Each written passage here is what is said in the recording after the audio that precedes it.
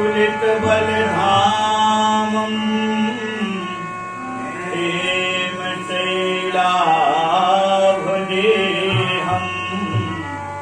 धनुजवन कृशानम् ज्ञानिनामग्रगण्यम्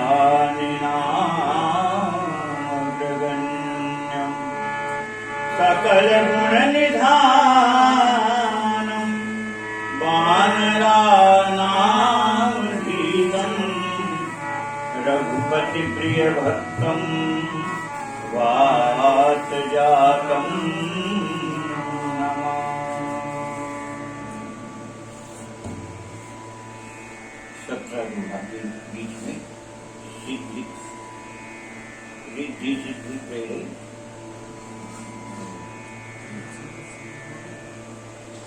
रिद्धि सिद्धि प्रेरे बहुभागी है। ये वाली चौपाई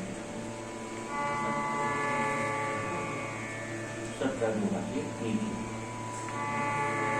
रिद्धि सिद्धि प्रेरे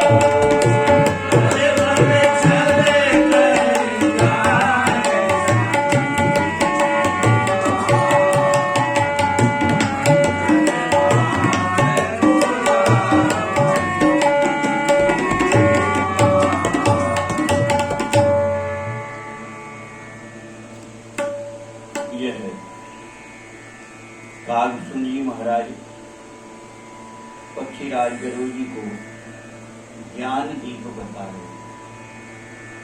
ज्ञान दीप का प्रकाश हो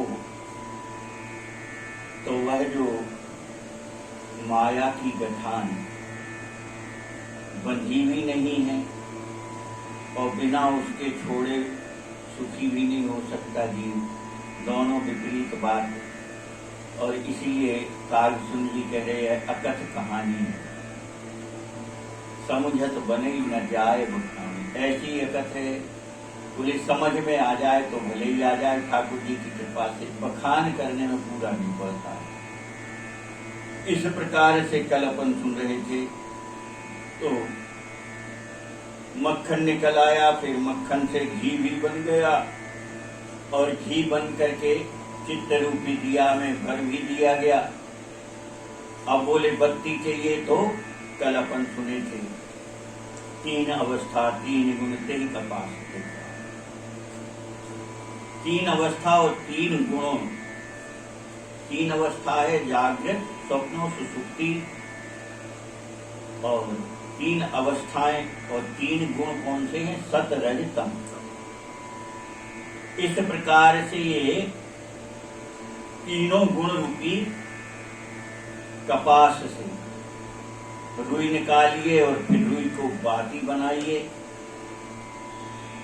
और फिर अब दीपक जलाइए। बाती जब घी में डूब गई तो फिर अब दीपक जलाइए। तो कह रहे हैं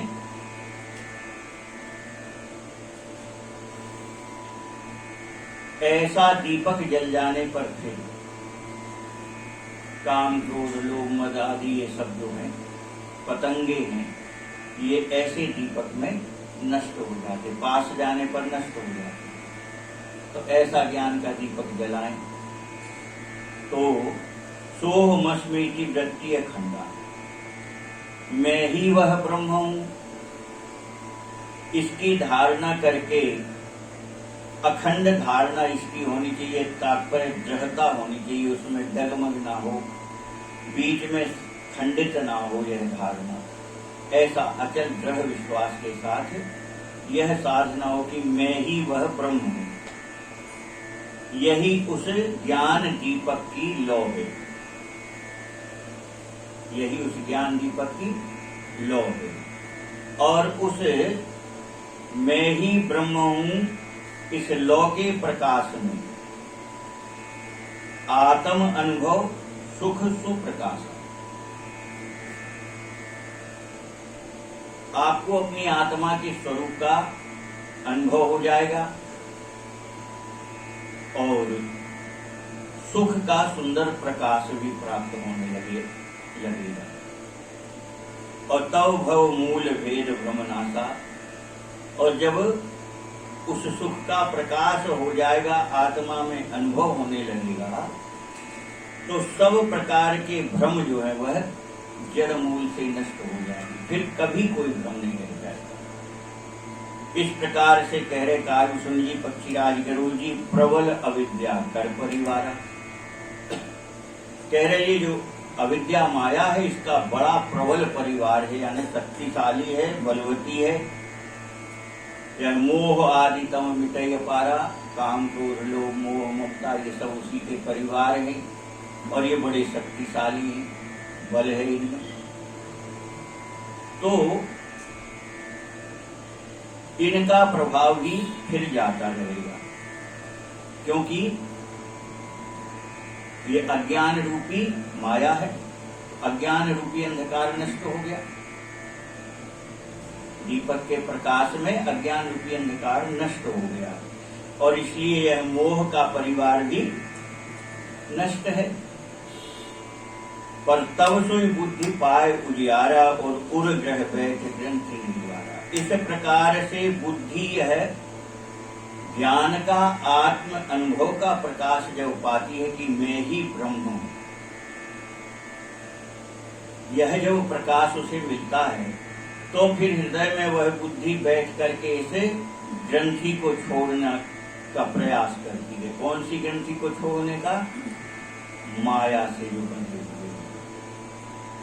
कह रहे छोरन ग्रंथि पाव जो सोई। अब बोले कोई बिरला इस ग्रंथि गांठ को खोल पाता है, छोड़ पाता है, और तब यह जीव कृतार्थ हुई। कोई बिरला इस गठान को खोल ले तो कृतार्थ हो जाता है, धन्य धन्य हो जाता है, फिर इस माया के चक्र से मुक्त हो जाता है। तो कह रहे हैं छोरत ग्रंथि जानी खग राया, और विघ्न अनेक करे तब माया। बोले पक्षीराज गरुड़ जी ये माया ऐसे ही मत समझना। बोले ये माया जब देखती कि अरे ये तो गठान छोड़ने ही लगा, ज्ञान के प्रकाश में, और ये ग्रंथि छोड़े दे रहा है, छूट के भाग लेगा ये, तब वह माया फिर अनेक प्रकार के विघ्न करती है। तो कल श्रवण कर रहे थे आप, क्या विघ्न करती है? बोले रिद्धि सिद्धि प्रेरई तब भाई। बहुत प्रकार की रिद्धियां सिद्धियां आकर के उसको मिल जाती है, और तब बोले बुद्धि लोभ दिखावे आई, और तब बुद्धि को लोभ दिखाती है माया। और लोभ ऐसा है कि इसके आगे तो सभी हार गए। लोभ को अगर जीत लिया तो सब जीत लिया, और लोभ के आगे अगर हार मान गए तो कितने कुछ कर लिया हो आपने, सब व्यर्थ चला जाएगा। कबीरदास जी ने सिद्धांत कहा है,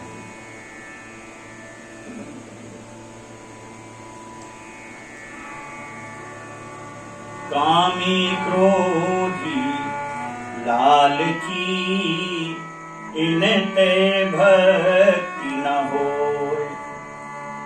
भक्ति करे कोई सूरमा, जाति वर्ण कुल कोय। एक तो बड़ा सूरमा होना चाहिए। कैसा? बोले जाति वर्ण सब भूल करके जो भगवान की भक्ति करे वही भक्ति कर सकता है। दूसरी बात कह रहे हैं, बोले क्या? बोले लोभ कितना खतरनाक है। तो कबीरदास जी कहते हैं कामी बहुते तरे, क्रोधी तरे अनंत, लोभी जियरा ना तरे, यह कबीर सिद्धांत। कह रहे कामी बहुत तरे, असंख्यों तरगे। आप ग्रंथों में देख लीजिए, पुराणों में देख लीजिए, कितने भक्त हो गए जो कामी से और भक्ति प्राप्त हो गई, और कितने क्रोधी तर गए। क्रोध रहता था परंतु वह भी मुक्त हो गए। पर बोले पूरा इतिहास उठा के देख लो, पुराण शास्त्र सब उठा के देख लो, एक भी बता दो कि जो लोभ करता था वो लोभ करते करते तर गया हो, लोभ के रहते तर गया हो, ऐसा एक भी बताओ।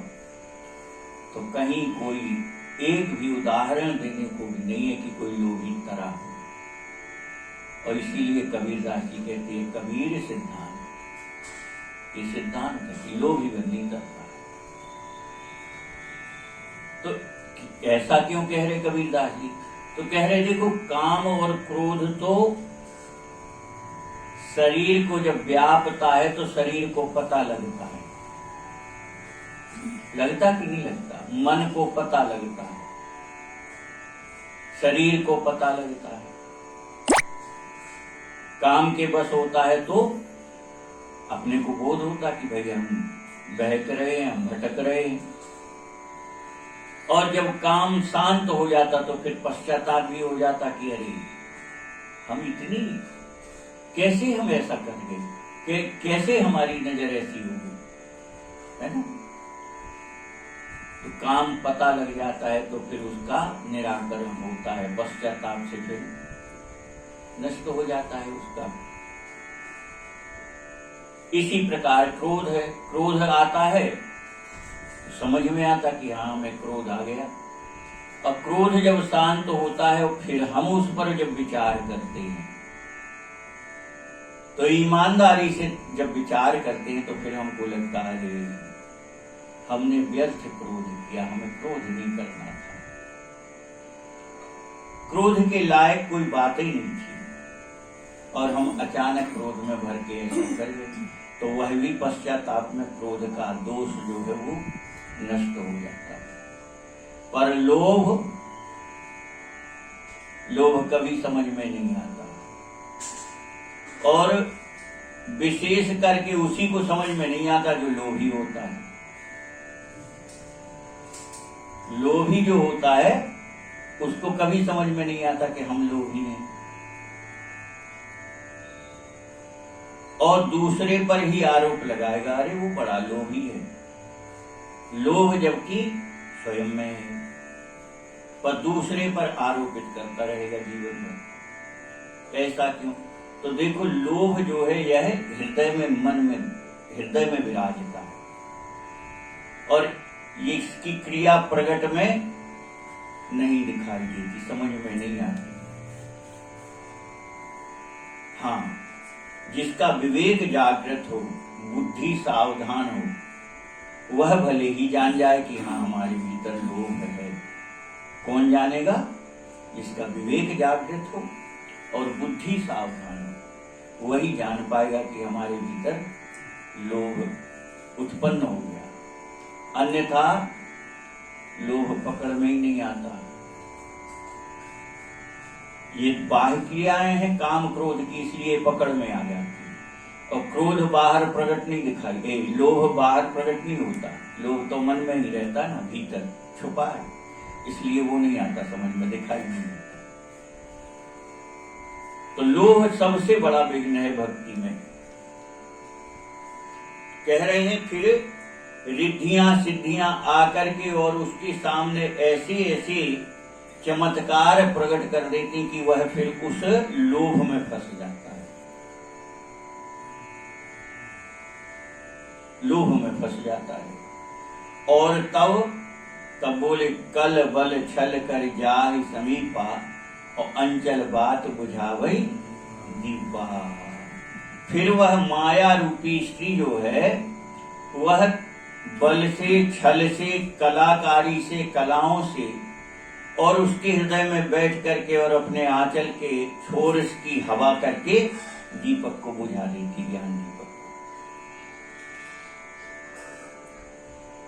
को। और ये अपन देखते भी, आप खूब अच्छे से विचार करके देखेंगे तो आपने देखा होगा कि कुछ दिन बड़ा चमत्कार चलता है लोगों का, बड़ा नाम चलता है, पूरे देश में छा जाता है। अरे बोले भैया वो तो ऐसी राख उठा करके देते, अरे उनने का दो जाने क्या है, वो तो 2 घूंट पानी पिलाते, रोग ऐसा ठीक हो जाता, ऐसा हो जाता। अपन सुनते रहते हैं और होता भी है कई लोगों को, पर कब तक होता है? थोड़े से समय के लिए। क्यों? वह सिद्धियां आकर के उसको जब देती हैं तो वो करने तो लगता है, पर उस सिद्धि के प्रभाव से जैसे ही उसके भीतर लोभ आया, लोभ क्या आ गया? पहले तो बढ़िया निःशुल्क करता है वह उपचार, लो भभूत ले जाओ ठीक हो जाओ, लो जल पी लो ठीक हो जाओ, है ना। पर जब भीड़ इकट्ठी होने लगती तो फिर क्या होता? अरे भाई अब इतनी भीड़ इकट्ठी हो रही है तो कुछ ना कुछ शुल्क तो रखनी पड़ेगी। देखो अब ये व्यवस्थाएं बनानी पड़ती हैं, सबको आते हैं इनके बैठने की, इनके पानी पीने की।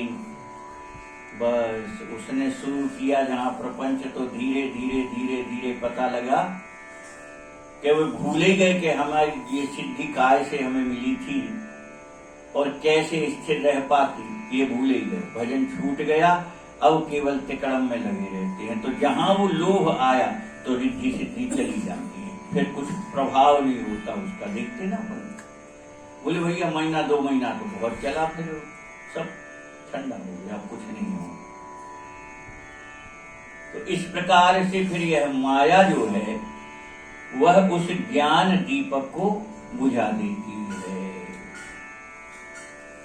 कागभूषण जी कह रहे पक्षीराज गुरु जी, ये तो कोई भगवत कृपा पात्र जो सावधान रहे।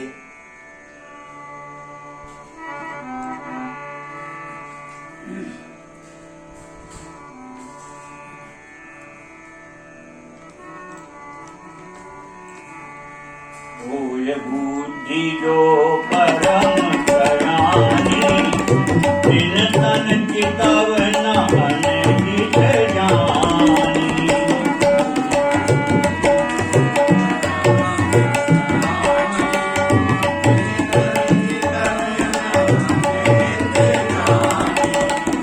सोते बिन बूझी नहीं बाधी, ओ बहोरी तुर करही उपाधी।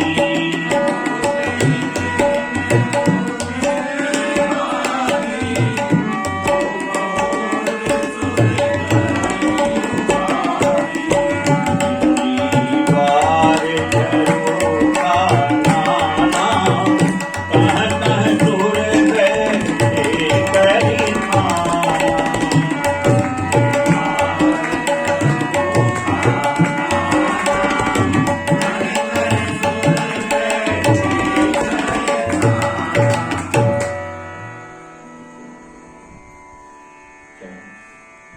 होय बुद्धि जो परम सयानी।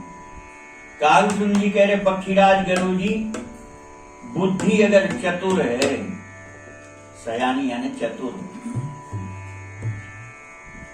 तो बोले तिन तन चितवना अनहित जानी।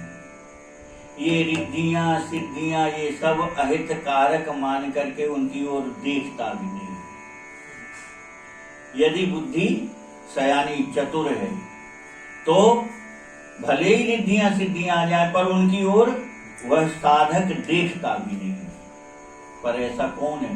बोले विचारवान सयाना होना चाहिए।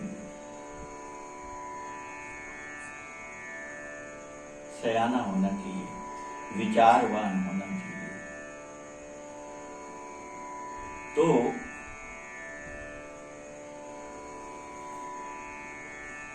चतुर किसको कहा गया? सयाना यानी चतुर। राम ही भजहि ते चतुर नर ओए बुद्धि जो परम सयानी, परम सयाना हो यानी परम चतुर हो। कितना चतुर हो, भजन ना छोड़े, भजन में ही लगा रहे, उनकी ओर देखे ही ना, भले ही कितनी रिद्धियां सिद्धियां आ जाए, होता रहे तो होता रहे, वो ना करने बैठ जाए, अपने से होता रहे तो होता रहे, वो करने ना बैठ जाए, बस इतना चतुर होना चाहिए। तो राम ही भजहि ते चतुर नर। आत्म तत्व का बोध होकर के जब आप मैं ही ब्रह्म हूं में आ गए, तो केवल राम राम करो जिसमें सार है। और कहीं थोड़े ही भटके, अरे देखो हमने ऐसा कहा था वो बोल गया, अरे हमने उसको ऐसे ही ला करके वो दे दिया था, वो इतना असाध्य रोग ठीक हो गया उसका। बस जहां इसमें फंसे तो वो सब चला गया, दीपक बुझ गया ज्ञान का। तो इसको हानिकारक मान करके रिद्धियों सिद्धियों की ओर देखना भी नहीं चाहिए, लोभ में पड़ना भी नहीं चाहिए। जो ते ही विघ्न बुद्धि नहीं बाधी। अब लोभ में कैसे ना पड़े आदमी, पड़ ही जाता है ना। पर जो चतुर होता वो नहीं पड़ता, जो चतुर होता है वो नहीं पड़ता। दादा ने बहुत अच्छे उपाय बताए। सहज में कभी अगर बुद्धि इस ओर जाए कि डॉक्टर साहब के पास तो बड़ा बढ़िया बंगला है और हमारा घर तो ऐसे ही है, क्या करें, कहीं से कुछ ऐसी जुगाड़ बन जाती कि एक आध प्लाट मिल जाता, कहीं से ऐसा पैसा मिल जाता तो अपन भी ऐसा बंगला बनवाते, है ना। होता ही है ये तो, किसी को भी बड़ा सुंदर गाड़ी बंगला वैभव देख करके किसी का भी मन हो सकता है, इसमें कोई संदेह नहीं। कितने बड़े साधक हों, मन कहीं ना कहीं ललचा जाएगा, है ना। बोले बस इतने सावधान रहो कि मन जब कहे कि ऐसा बंगला होता है, ऐसी गाड़ी होती है, ऐसा वैभव होता, तो थोड़ी ठाकुर जी की ओर देख करके फिर विचार करो, क्यों आया मेरे मन में, क्या करेंगे बंगला में, मरना तो है ही, चाहे इस कच्चे मकान में मरे चाहे बंगला में मरे, मरना तो एक ही जैसा सबका होगा, जलाया तो सबको जाना, ये शरीर भी जलेगा। इस गाड़ी में बैठोगे सो क्या हो जाएगा, उस गाड़ी में बैठोगे सो क्या हो जाएगा, और इससे भी बहुत कीमती दुनिया की सबसे महंगी गाड़ी में बैठोगे सो क्या हो जाएगा। इस प्रकार से बुद्धि को जब आप समझाएंगे, अब चतुर होगे तो ही समझाओगे, यानी भजन में लगे होगे तो ही बुद्धि इस ओर जाएगी कि क्या करेंगे इसका। और जब ऐसा आए तो फिर यह विचार भी करना है अपन को। जब विचार बुद्धि में यह आने लगे कि सबका क्या करेंगे, तो एक विचार अति आवश्यक है जो करना है। कौन सा विचार करना है फिर, मेरी बुद्धि में ऐसा आया ही क्यों, ये विचार अति आवश्यक है। वो तो कर लिया कि ये सब क्या काम का, ये नष्ट हो जाएगा, ये भी नष्ट हो जाएगा, ये तो ठीक है, पर इसके साथ सबसे मूल विचार जो होना चाहिए वो ये होना चाहिए कि मेरे दिमाग में, मेरी बुद्धि में ये आया क्यों कि ऐसा बंगला हो, ऐसी गाड़ी हो, कैसे आया, कहां से आया। और जब इस पर चिंतन करेंगे तो आप निश्चित समझो फिर आप लोभ में कभी नहीं फंस सकोगे।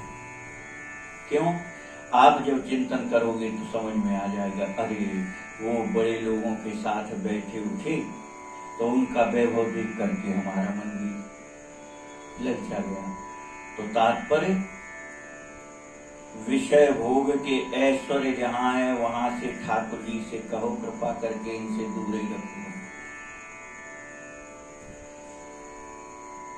क्योंकि उस संग में जाओगे तो बुद्धि प्रभावित होगी, बुद्धि प्रभावित होगी तो लोभ में फंस जाओगे और सारा भजन किया कराया कोई लाभ मिलेगा नहीं, हानि अधिक हो जाएगी। इसलिए इसके लिए बुद्धि को बड़ा सावधान रहना चाहिए। कह रहे होय बुद्धि जो परम सयानी, तो तिन तन चितव न अनिहित जानी, और जोते ही विघ्न बुद्धि नहीं बाधी। और अगर इस विघ्नों से बुद्धि प्रभावित नहीं हुई तो बोले फिर एक संकट और आएगा। ये लोभ का संकट था ना, बुद्धि इससे प्रभावित नहीं हुई, रिद्धि सिद्धि और इस लोभ से, तो बोले इससे निकल जाओगे तो एक संकट फिर आएगा। क्या? बोले तो बहोरी सुर करही उपाधि। बोले फिर देवता विघ्न करते हैं आपके भजन में। विघ्न देवता कैसे करते हैं? तो कह रहे इंद्री द्वार झरोखा नाना, होता है तह सुर बैठे कर खाना। हर इंद्री का देवता है और हर इंद्री के मूल में वही देवता सूक्ष्म स्वरूप से बैठा रहता है। जैसे कथा भक्तमाल में आपने सुनी ना कि वो एक से हत्या हो गई, गौ हत्या, तो वो बगिया दिखा रहा था, ये मैंने लगाया, ये मैंने लगाया, ये मैंने लगाया, वहीं वो गाय दिख गई। तो जिसको दिखा रहा था उस महात्मा ने पूछ लिया, और ये गैया मरी पड़ी, ये कैसी? अरे बोले महाराज ये तो इंद्र के द्वारा मारी गई। कैसे इंद्र के द्वारा मारी गई? बोले महाराज हाथों का देवता तो इंद्र है, और हाथ से मरी है तो इसका दोष तो इंद्र को लगेगा, हमें थोड़ी लगेगा। है? तो इंद्री द्वार झरोखा नाना बैठे सुर, और करही उपाधि, तह तह सुर बैठे करी थाना, और आवत देखें विषय बयाही।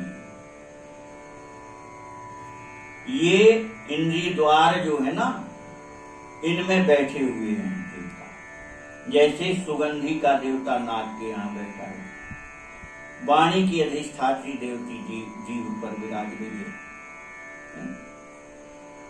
आंख का देवता आंख पर बैठा है।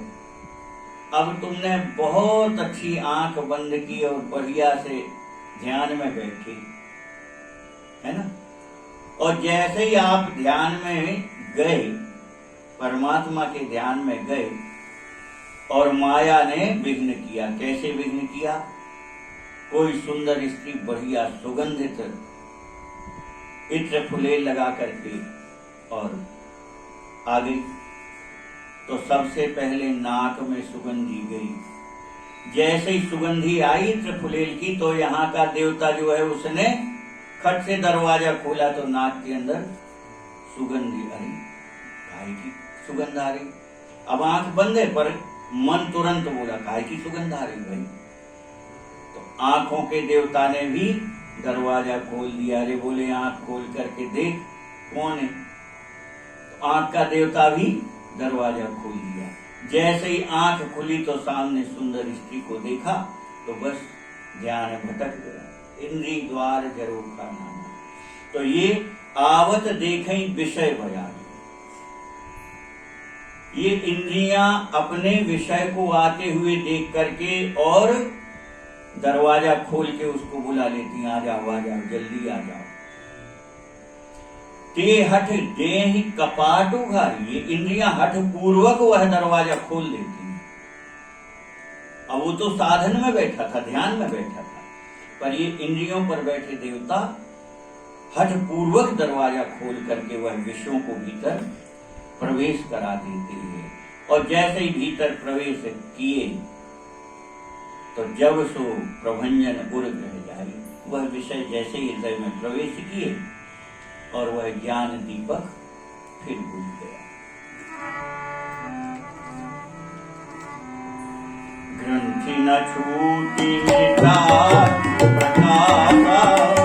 बुद्धि विकल भई विषय बनाता।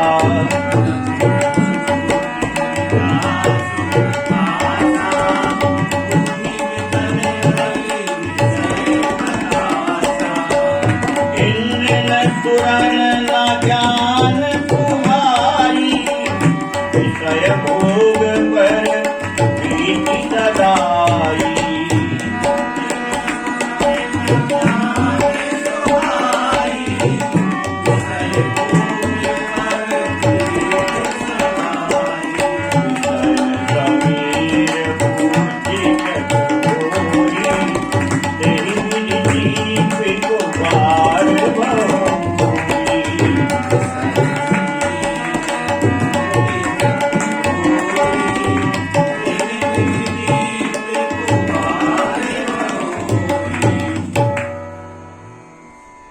कह रहे हैं जब ये विषयों की हवा हृदय के भीतर प्रवेश करती है तो वह ज्ञान रूपी दीपक बुझ जाता है। यानी अब जो अभी आपको मैं ही ब्रह्म हूं ये जो धारणा चल रही थी वो भटक जाती है, टूट गया, दीपक बुझ गया और आपकी इंद्रियां विषयों की और खिंच गई, आकर्षित हो गई, विषयों में डूब गई। तो इस प्रकार से बोले इतनी मुश्किल इतनी कठिनाइयों से यह ज्ञान दीप जलता है और माया के एक झोंके में बुझ जाता है। तो ग्रंथि न छूटी सो मिटा सो प्रकाशा। तो फिर ग्रंथि गांठ भी नहीं छूट पाई और जो दीपक जलाया था वो प्रकाश भी समाप्त हो गया। फिर अंधकार ज्यों का त्यों आ गया। तो बुद्धि विकल हुई विषय बतासा, और बुद्धि जो है वह विषयों में इतनी व्याकुल हो जाती है कि सारी इतनी साधना जो किए थी वो सब चौपट हो जाती है, शून्य पर आ जाता है व्यक्ति। कितने कठिनाइयों से कितने संकट से निकल करके ज्ञान का दीपक जला था, पर एक हवा का झोंका माया का आता है जब तो सारा नष्ट हो जाता है, क्या करा और शून्य पर आ जाता व्यक्ति। अब बोले अगर फिर से तुमको ज्ञान का दीपक जलाना तो फिर वहीं से शुरू हो, उतनी मेहनत फिर करो। कह रहे हैं बुद्धि विकल हुई विषय बतासा, इंद्रिन सुरन न ज्ञान सुहाई। ये जो इंद्रियों के देवता हैं इनको ज्ञान अच्छा नहीं लगता। यह तो विषय भोग पर प्रीति करते प्रेम करते हैं देवता। देव योनि क्या है? भोग योनि है कि नहीं है? सारे ग्रंथ कहते हैं, वेद पुराण शास्त्र उठा करके देखिए, देवता की योनि क्या है? भोग योनि है। क्यों? बहुत पुण्य के प्रभाव से व्यक्ति शरीर छोड़ करके फिर स्वर्ग चला जाता है, और स्वर्ग जाता है तो वहां पुण्य के प्रभाव से उसको अपार विषय भोग भोगने की क्षमता मिलती है। देव शरीर को कैसी अपार भोग भोगने की क्षमता मिलती है? जितना तुम चाहो उतना भोगते रहो, न थकान होगी, न बुढ़ापा आएगा, न मन थकेगा, न शरीर थकेगा। भोगो जितने विषय भोग। और जब पुण्य पूरे हो जाते हैं, पुण्य के बराबर के भोग पूरे हो जाते हैं, तो फिर इसे मृत्यु लोक में उसको कीड़ा मकोड़ा की योनि में आना पड़ता। क्यों? फिर मानव योनि भी नहीं मिलती। फिर मानव योनि भी नहीं मिलती। क्या मिलता है? कीड़ा मकोड़ा पशु पक्षी बनो। क्योंकि पुण्य तो पूरे तुम चुकता कर आए, अब क्या बचा? शेष पाप बचे। तो पाप भोगने के लिए कोई तुम्हें मानव शरीर थोड़ी मिलेगा। फिर तो कीड़ा मकोड़ा पशु पक्षी बनो। तो यह देवता जो हैं इनकी भोग पर बहुत प्रीति, बहुत आसक्ति होती भोग पर, और इसलिए इन इंद्रियों के द्वार पर जो देवता बैठा रहता है उस विषय का, वो कभी नहीं चाहता कि ये भजन करे, ये इससे मुक्त हो जाए, वो कभी नहीं चाहता, और इसलिए वो विघ्न करता है। दीपक जल जाने पर भी वह देवता फिर विघ्न करके उसका दीपक बुझा देगा। तो विषय समीर बुद्धि कृत भोरी, और ते ही विधि दीप को बार बहोरी। बोले फिर विषयों में आसक्त हो जाती बुद्धि, तो ऐसा कौन धीर भी रहे कि फिर से उस दीपक को प्रारंभ से जलाने का प्रयास करेगा? वो कौन कर सकता है? यानी फिर कोई नहीं कर सकता। एक बार जो ज्ञान का दीपक बुझा तो दोबारा जला पाना असंभव ही है। कौन है ऐसा जो दूसरी बार फिर उसको जला दे, ज्ञान का दीपक जला दे? क्यों? वह तो विषयों के बस हुआ और फिर उसका पतन होता ही जाना है, बचना नहीं है, स्थिर नहीं है। नहीं हो तो पतन में नीचे नीचे गिरते ही जाना है। और इस प्रकार से यह ज्ञान दीपक है।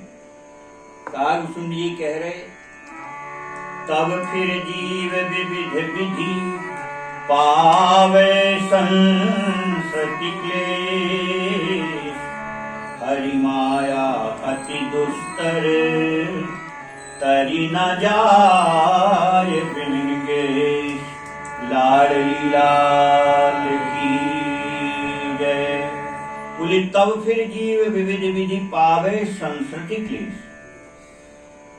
एक बार ज्ञान दीपक बुझ करके और विषयों में जो आसक्त हुआ वो जीव, तो फिर इस जन्म मरण के चक्र में फंस करके फिर अपार कष्ट पाता है।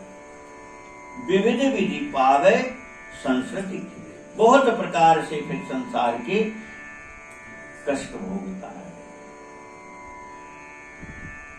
जन्मत मरत दुसह दुख होई, जन्म लेने में भी दुख होता है, मरने में भी दुख होता है। कितना दुसह यानी असहनीय कष्ट होता है, और इस चक्कर में वो पढ़ करके और कष्ट पाता है। तो हरि माया अति दुस्तर तरि न जाए बिनगेश।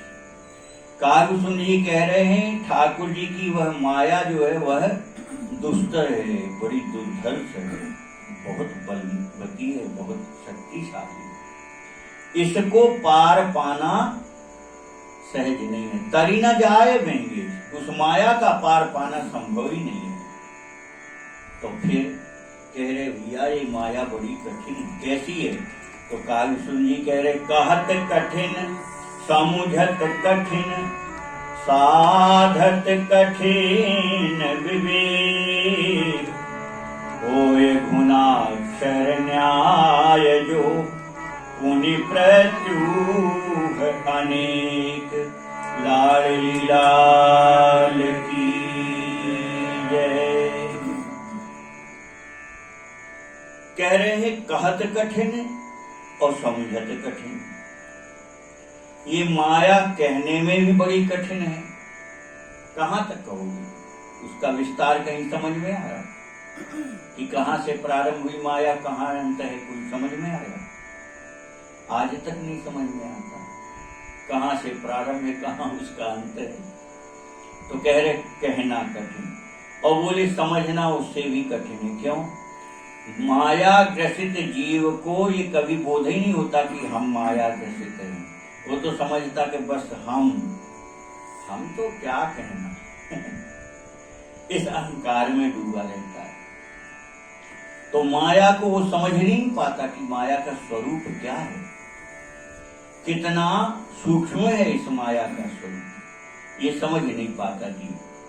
तो कह रहे कहत कठिन समुझत कठिन और साधत कठिन विवेक। और साधने में तो अत्यंत ही कठिन है, यानी इसको विवेक को स्थिर कोई रख सके वह और भी कठिन है। साधत कठिन विवेक। समझ में आ भी जाए माया की ये माया हमको ऐसे लगी है, हम इसे प्रकार से माया के बस हैं, तो समझ में भले ही आ जाए, पर उसको साधन करने में साधने में बहुत कठिन है। हाँ, विवेकवान व्यक्ति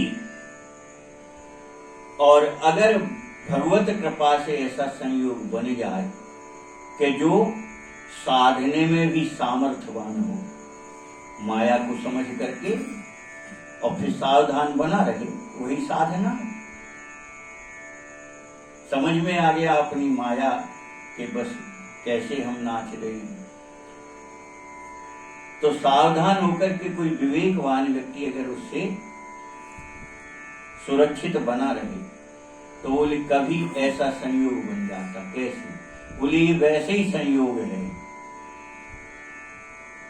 ये सहज होता नहीं है, नहीं ये संयोग ऐसा ही होता। कैसे? बोले होय घुनाक्षर न्याय जो पुनि प्रत्युह कहीं। बोले घुन का कीड़ा लकड़ी में लगता है तो तरह तरह की डिजाइन बन जाती लकड़ी में कि नहीं? टेढ़ी मेढ़ी, आड़ी तिरछी, कुछ भी बन जाता है। परंतु कभी कभी उस घुन के कीड़े के द्वारा और वह आकृति रा और ऊपर बिंदी, इस प्रकार का अगर अक्षर बन जाए उस घुन के कीड़े के द्वारा, इस प्रकार की आकृति बन जाए कि उससे रा और ऊपर बिंदी बन जाए तो क्या हो जाएगा? राम। अपन जब थोड़ा विलंबत में कहते तो राम, और जल्दी जल्दी जपोगे तो राम राम राम राम राम राम राम राम राम राम राम राम, तो वो राम बनता है। कौन सा? रा के ऊपर बिंदी वाला। तो ऐसा भी अगर कोई घुन का कीड़ा, और उसने, वो तो नहीं जानता कि हमको रा लिखना, पर उसके चलने, उसके लकड़ी के खोखले करने में और कहीं संयोग से रा अक्षर बन के ऊपर बिंदी राम बन जाए तो वह कीड़ा सदा सदा के लिए परमात्मा को प्राप्त हो जाता है। हे नाथ, इस प्रकार से यह कोई संयोग बन जाए। कौन सा संयोग बन जाए? ठाकुर जी कृपा करके उसको बचाए। वो अपने पुरुषार्थ से नहीं बच सकेगा, नहीं। विवेक उसका जागृत रहे तो ठाकुर जी उसको सुरक्षित निकाल ले जाए। ऐसा संयोग बन जाए तो भले ही बन जाए, पर उसके पुरुषार्थ के बस का नहीं। जैसे उस घुन के कीड़े का संयोग बन गया तो मुक्त हो गया, ऐसे कोई संयोग बन जाए तो वह विवेकवान व्यक्ति फिर उसमें से छूट जाता है।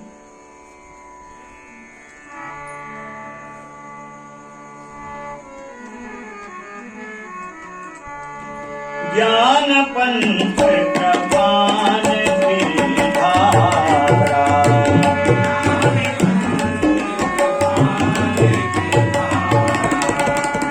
परत खगेश होए नहीं पारा, होए नहीं पारा, होए वीन पंथ निर्भय।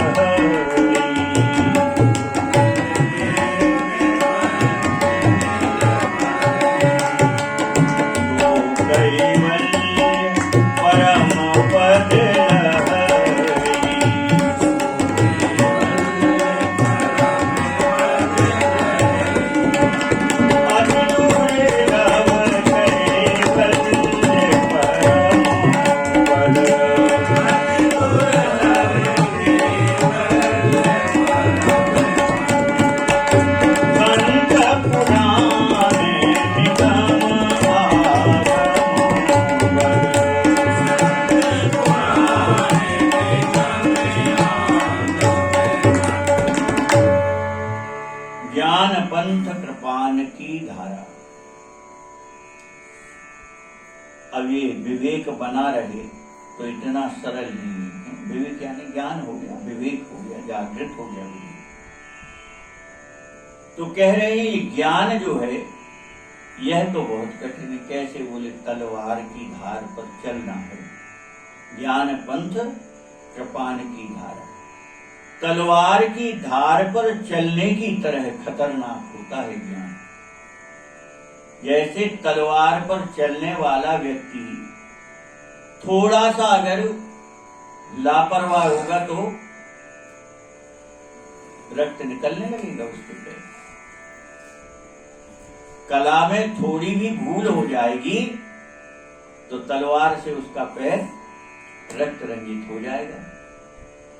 इसी प्रकार ज्ञान जो है वह इतना कठिन मार्ग है तलवार की धार पर चलने की तरह। थोड़ा भी अगर विचलित हुआ तो फिर गया। परत खगेश होय नहीं बारा, उस तलवार की धार पर अगर थोड़ी लापरवाही होगी तो फिर बच नहीं सकता, वह घायल हो ही जाएगा। तो जो निर्विघ्न पंथ निर्वही, तो इस मार्ग का जो रास्ता है जो निर्विघ्न पार कर ले, यह जो विज्ञान दीपक का बताया, कह रहे निर्विघ्न इस मार्ग को कोई पार कर ले तो फिर कैवल्य पद को प्राप्त हो जाता, मोक्ष को प्राप्त हो जाएगा, वो सीधा मोक्ष प्राप्ति होगी जो इस मार्ग पर चल के और उसका निर्वाह विधि पूर्वक कर ले। और कह रहे ऐसे ही मत समझना कि मोक्ष बड़ा सरल है, कैवल्य बड़ा सरल है, नहीं।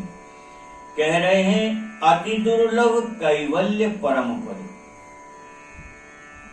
संत पुराण निगम आगम बल। संत महात्मा वेद पुराण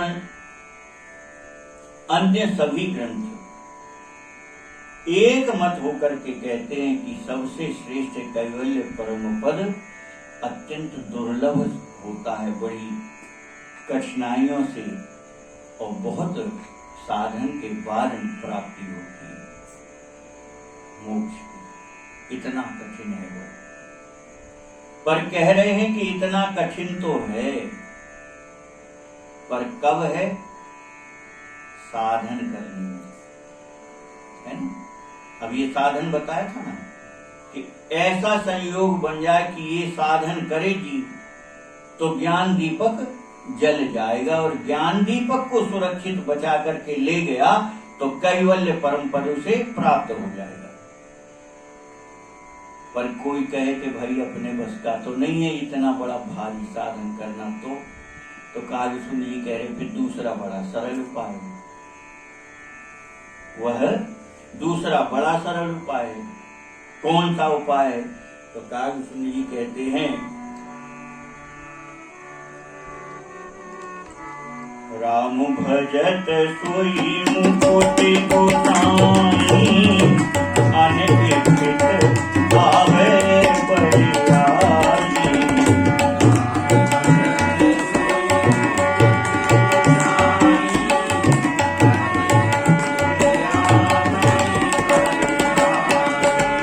जिमि थल बिन जल रहि न सकाई,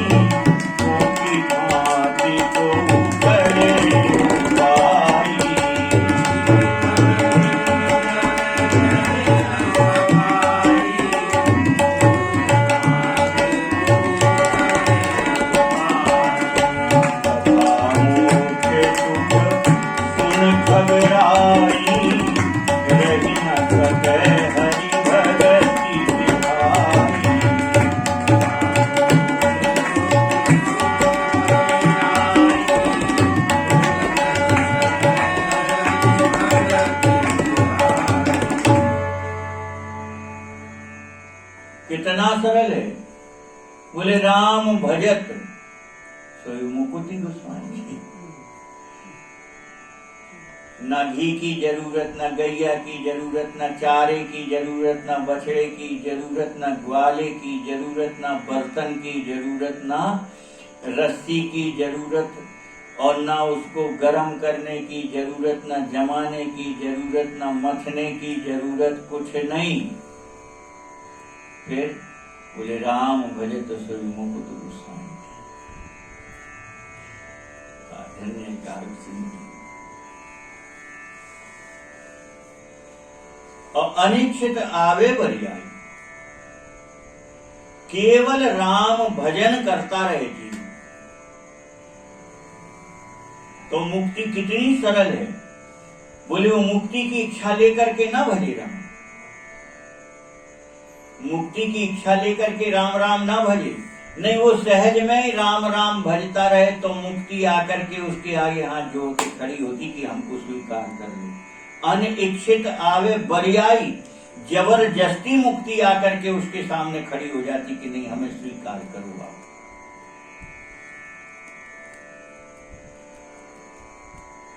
ये है राम भजन की महिमा। अब बताओ, इससे बड़ी महिमा आप कहां और सुनोगे, पढ़ो। आधी अर्धाली में गोस्वामी महाराज ने क्या सुंदरता से इतनी बड़ी महिमा कह दी। सारे ग्रंथ में महिमा ढूंढते हो, कहते फिरते रहते हैं, पर कितने में लिख दिया गोस्वामी महाराज?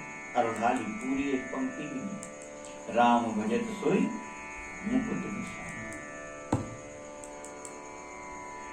रघुनाथ जी का भजन करो, फिर मुक्ति की आशा में मत करो, करते रहो।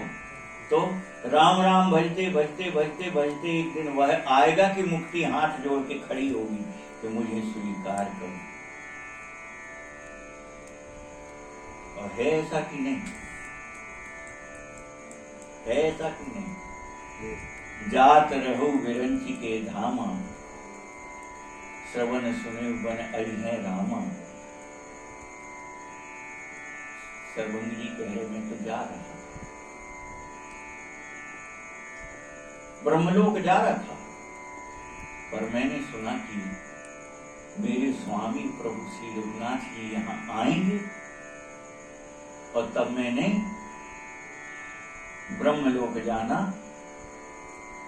स्वीकार नहीं किया। महाराज फर्स्ट क्लास एसी को टिकट है तो कैंसिल करा दो। सर्वंग जी ने नहीं जाना ब्रह्मलोक। क्यों? कि प्रभु स्वयं यहाँ आ रहे हैं, हम ब्रह्मलोक जाके क्या करेंगे?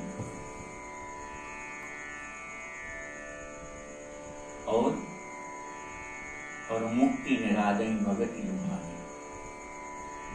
सर्वंग जी को मुक्ति मिलनी थी, परंतु सर्वंग जी ने ऐसे वरदान मांगे